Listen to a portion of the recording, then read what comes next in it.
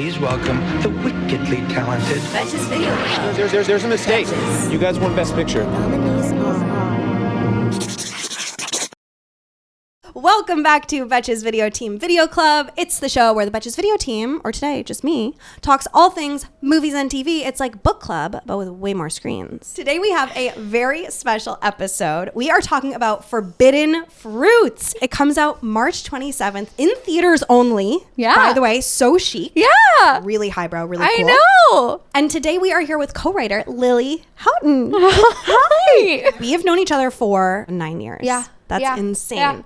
Yeah. Okay, so we met at the Flea Theater, We did. We met underground in the basement theater. which I think is really apropos for this discussion today. 100%. because We'll get into Forbidden Fruits and I'll give a little synopsis in a sec. But we're talking about girlhood. We're talking about community. We're talking Yeah. about sort of cults. We're talking about 100% we're talking about problematic cults. institutions. Yes. Capitalism, if you will. Yeah. And I feel like that is really like the beginning of our friendship as well. Totally. Working in a scary environment brings people together. Yeah. Unpaid. Unpaid. Yeah, unpaid labor. Totally. Yeah. Well, I was working at Bleep Yeah. retail store. Totally. At the time that I knew you. And we'll never know what it's called. We'll never know. It's also not obvious at all. Totally. No. You would never know. Really obscure. And that was also in the basement. So I worked in my the gosh. fitting rooms. So you were not getting sunlight much. No, in but those I days. never get sunlight Okay. at this point in my You're life. not like a vitamin D girl. No. I was just in Canada for 3 months Okay, great. on a shoot. So it's, I also am way too Irish for the sun. There literally used to be a quiz in the employee manual where you would it was almost kind of like a BuzzFeed quiz before BuzzFeed, where you'd be Incredible. like, which kind of free eat-in girl are you? And it'd give you like a personality type. Okay. There was and like how many the were beach. there? Like Four, which I guess now is the characters sort too. of lining up. Do you remember which girl you were? I wish I remembered the names. I should look it up again, but I was like the city one. I don't know. Totally. Grew up And on you're a city 43rd and girl. 9th. Yeah. You're very New York. It's That's a cool. weird, it's that a weird feels place to grow up. like, if we're ranking the girls, which of course we have to because it's like performative feminism. Yeah. I feel like city girl, city femme is top of the pyramid. What do you think you are? Suburban femme. I'm like Ohio femme, even though I'm from Boston. You've been in New York for forever. Forever. Yeah. I'm an ancient dinosaur, but I feel like I can never get to that level of effortless cool. If I'm being cool, it's like, ooh, she really thought about this. Do you know what that's I mean? how I feel. Really? Yeah. Oh, Yeah. God. Okay. Well, good for you. Good for you, girl. But I got that job primarily because I had just graduated from college and I grew up in New York City and I didn't want to live at home. And I luckily at the time had a play that I wrote when I was in school that I only wrote because my really feminine friends had shitty parts. It was either like the bitchy daughter or the bitchy mistress. Yeah. And nothing in between. And hyper feminine language was really kind of dumbed down. Yeah. And I wanted to write stuff that leaned into, I think there's such a lyricism in it. Actually, There is. and a pattern. And it's the way that I talk. It's the way that I've protected myself through the worst times of my life is wearing red lipstick and leaning into my femininity. Yep. So I wrote a play that kind of leaned into that exclusively for my friends. But a playwriting teacher had passed it around. So I actually ended up signing with an agent and starting playwriting career while I was working in the basement of this retail store. And is that wild Yeah. to think back on that time? I feel like that's highest high and also Lowest. I don't want to assume, but oh lowest no, low. my dad had just died. Right. And my dad died 2 weeks before my senior year. I was trying to figure out what the hell I was doing. Also, my dad, you know this just because I've known you in the past, but in the very weird insular community that I grew up in was a little bit of a public figure. Mm-hmm. And so there was this weird kind of microscope on me. Sure. And I was sort of put on these stages to be the grieving daughter and cry beautifully out the window in the rain. Yeah. I wanted to remember punch being someone. aware of this Yeah, too. no, yeah, and it was being weird. This seems really hard. It sucked, but I also really leaned into my femininity at the time and really used that as a means of protection. But underneath, I wanted to just punch a wall or punch Totally. someone in the face. And I was really interested in this sort of high femme persona and what was boiling right beneath that. Yes. And I was going through all this while also working in this windowless basement. And honestly, I was just sort of like, what would happen if the world ended upstairs and it was just me and these girls and a Haim song playing on repeat and a 40% discount and twinkle lights. Pretty good discount. Pretty good. Yeah. I want to give people a little brief synopsis of Yeah. Forbidden Fruits. Free Eden employee Apple secretly runs a witchy femme cult in the basement of a mall store after hours. When a new hire challenges their performative sisterhood, the women are forced to face their own poisons or succumb to a bloody fate. Forbidden Fruits stars Lily Reinhart, Lola Tung, Vittoria Pedretti, Alexander Shipp, Emma Chamberlain, and Gabrielle Union. Incredible. The whole time I was like, whose voice is that? I know that voice. Forbidden Fruits was directed by Meredith Alloway and co-written by Lily Houghton. Yeah. Okay. Is that not the same mall that's in Mean Girls? Yeah. I knew I recognized that, the watering hole. But we rebuilt that fountain. There's no fountain anymore. Yeah. But that is the watering hole that's in Toronto. Yes. Okay. I didn't know until we were shooting it. I actually think like the girls just found out that was the mall for Mean Girls. But yeah, no, there's it something was crazy. Kismet there, Lily. 100%, that's crazy. Because we pitched something it as witchy. Mean Girls, but as a slasher. Totally. There's been a lot of witchy things about all of it. Rapid fire. Okay. Favorite line from Forbidden Fruits? Do you have sand in your ass crack because you're giving beach, babe? Favorite scene? Ballad of Pickle was really fun. Totally. Montage. But, hilarious. and I got away with naming someone Pickle.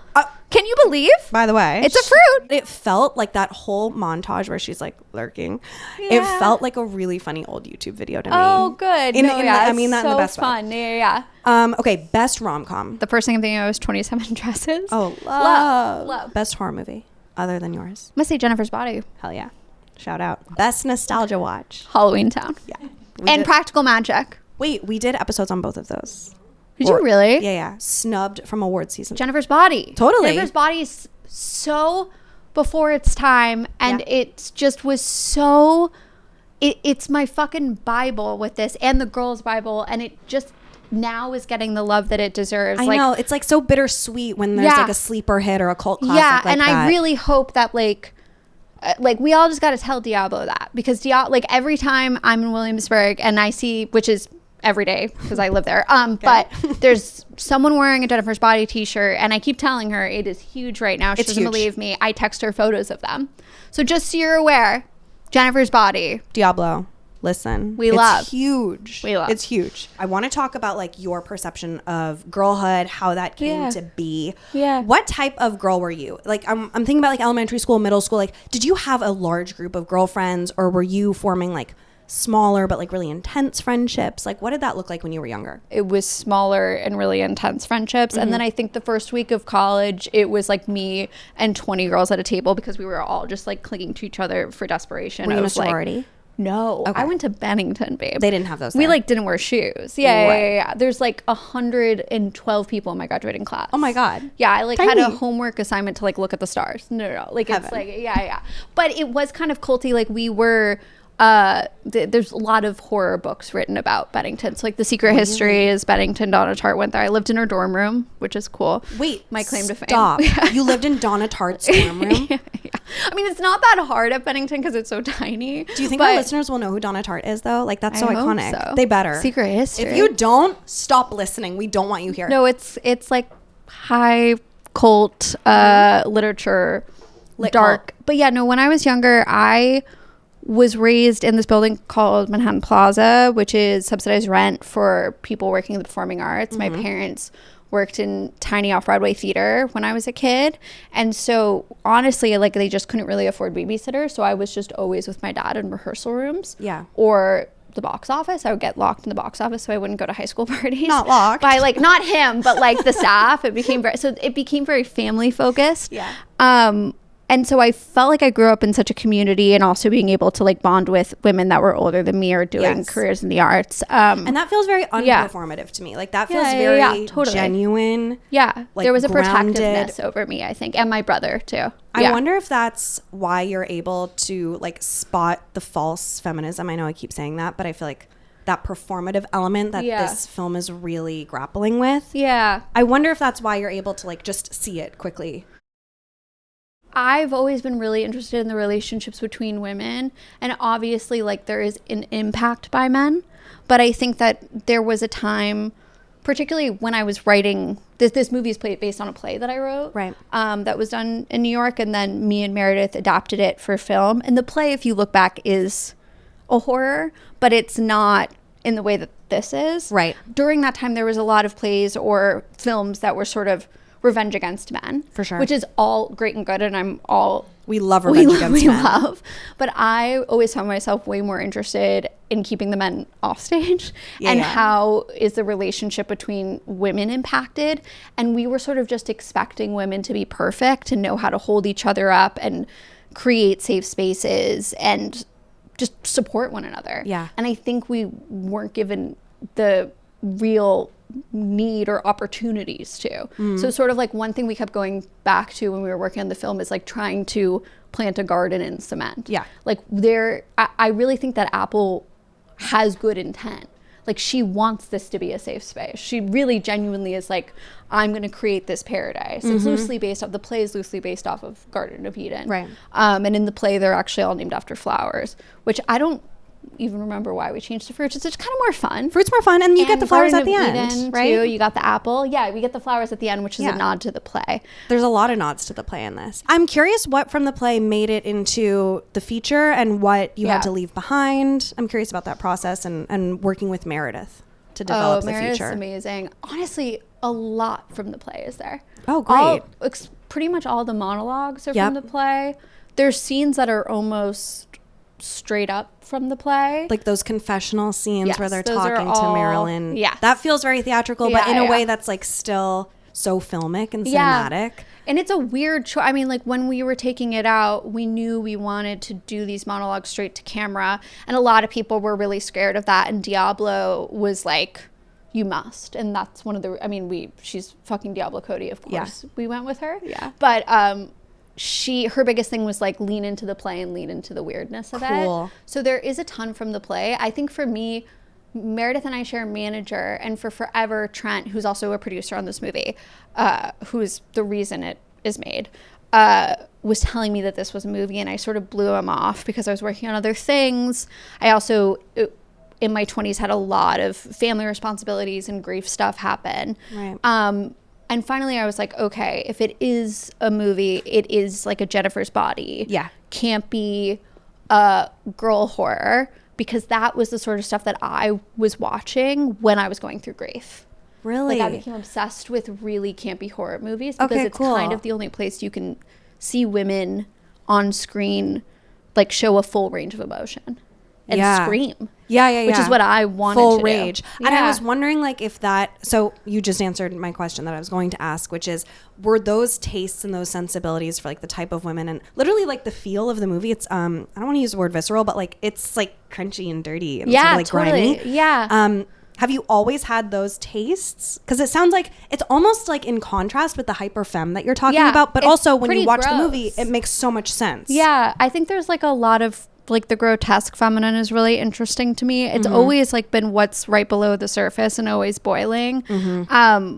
But yeah, I think that there is like, it sounds kind of silly, but we really always went back to the metaphor of like building a garden and the dirt of that and trying to figure out like how, you know, I grew up taking, you know, IKEA boxes and helping my parents turn them into sets. Like you have what you have and you make something with it. I mean, us in downtown theater scene, totally. like you just sort of figure it out. Yeah. And that's what I felt like these girls were doing. I mean, they were quite literally taking clothes off the wall to make pillows or to make their altars or whatever. Right. So yeah, there is like kind of a grotesqueness and dirtiness to all of it, which I think makes it feel more human. Let's talk about the witchiness, the coven of it all. Do you have any personal experience of feeling like you're in a coven? Yeah, I mean, I feel like most of my female relationships feel like some sort of coven and sisterhood. And I think like particularly, I keep going to Bennington, but you're in the middle of Vermont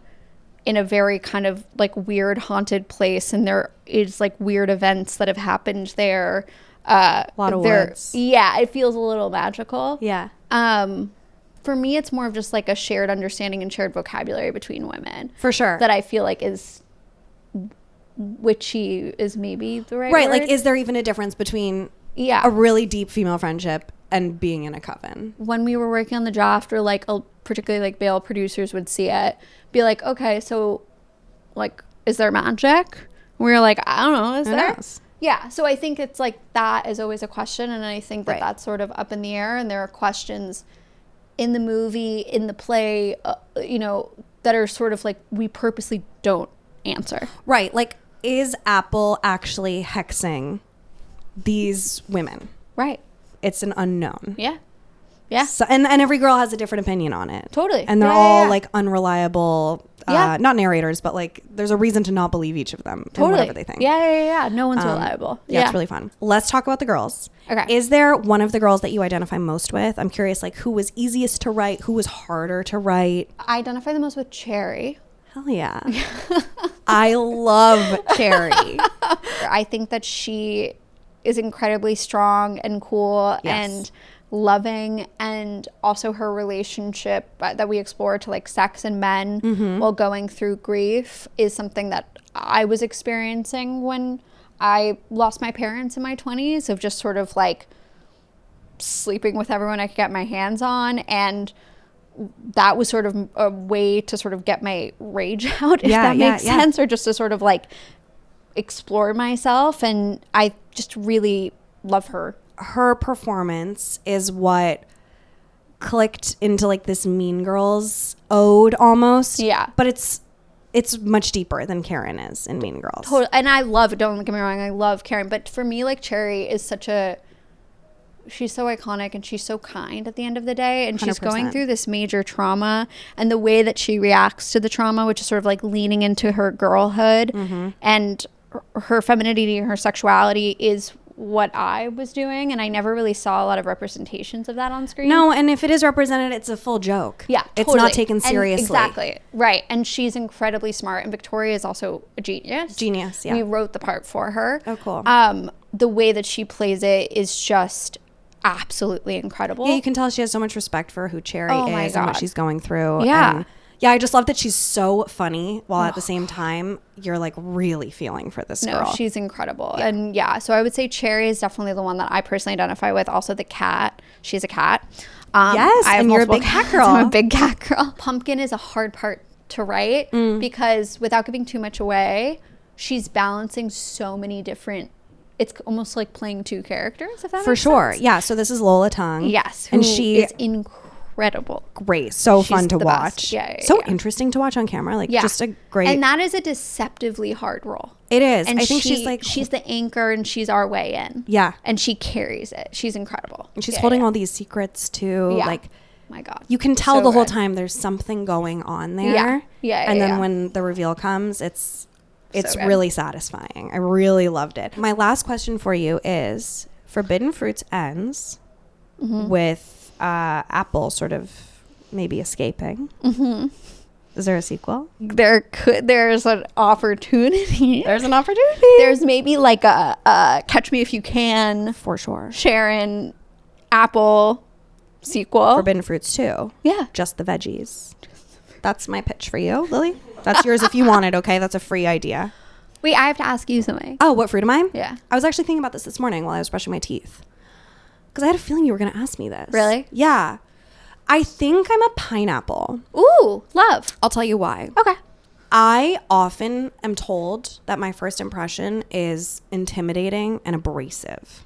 Which pineapple has spikes, right? Literally. Kind of the Well, the top, Yeah, literally yeah, sharp, yeah, yeah, by yeah. the way. And the body, hard to get into. yeah. But once you cut into pineapple, Sweet. literally the sweetest sweetie pie in the world. So sweet, so juicy. But just doesn't know how to show that on the outside sometimes. 100%. I'm a plum. Tell me. Tell me why. I don't know. There's something very grounding about plums. I feel they're a little like, I like that you can like use a plum, like the color I could use for like a blush. Totally. I feel like very Victorian era sometimes. I've gotten scarlet fever. I mean, look at, like, sorry, but look at you. I don't know. There's something about plums that I feel like is very that. I'm also Yes. Scorpio.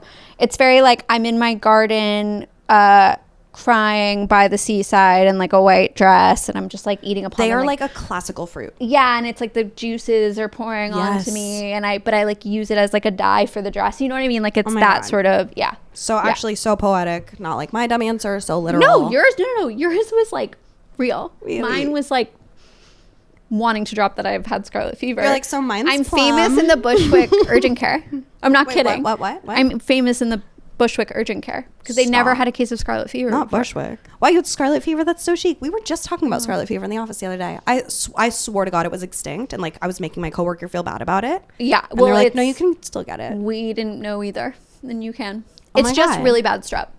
Oh, okay, T. Yeah, but you have to take antibiotics for 30 plus days. No, And I had to quarantine before quarantining was a thing. really ahead of your time. Yeah, 4 days. Yeah. 4 days. Yeah. Sounds like nothing now. 4 days. 4 whole 4 days. Went crazy. Lily, that's all I have for you, darling. That was so fun. Yay! Everyone go see Forbidden Fruits. It's Please. truly so fun. I am not just saying that because Lily is here and on the pod. I genuinely had an amazing time Thanks. watching it. It's going to be a hit classic. It's going to be a cult classic, but not in the way that Jennifer's Body was. Like people, I hope they just get right on away. it now. Right on it Right now. away. And In justice for theaters. Jennifer's Body. And justice for Jennifer's Body. So here's what we're going to prescribe our listeners. Yeah. You're going to go March 27th. Yes. Walk your ass into the theater. because indies, we've got a show up You for have indies. to see it in theaters. You actually don't have another way. Yeah, And true. I love watching things from the comfort of my home, but I will say when I was watching the screener, I was like, God, I wish I was seeing this with other people Yeah, in a theater. it's pretty- There are yeah. so many lines that you want to be like laughing with a stranger next to you Yeah. about, you know? 100%. Yeah. Yeah. It's definitely a theaters movie. So you're going to do that, and then you can go home and watch Jennifer's Body. Yeah. How about that? Double feature. Double feature. Amazing. Lily, thank you so much for being here Thank today. you. Thanks I for love having ya. me. And that's a wrap. Okay, cool.